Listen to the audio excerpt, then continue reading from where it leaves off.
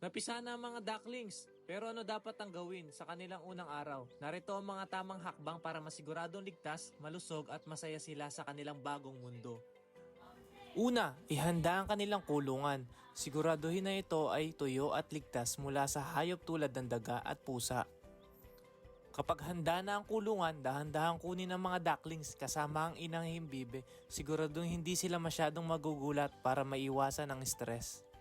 Siguraduhin na may malinis na tubig palagi. Mas mainam kung may vitamins para mapalakas ang kanilang resistensya at maiwasan ang sakit. Bigyan sila ng starter feed na angkop para sa kanilang mabilis na paglaki at malusog na pangangatawan. Linisin ang nest ng maayos para maiwasan ang bakterya at iba pang sakit para ito sa susunod na mangingitlog dito. At obserbahan ang mga ducklings para palagi maagapan kung may mga nanghihina. Sa tamang pag-aalaga, magiging malusog at masaya sila.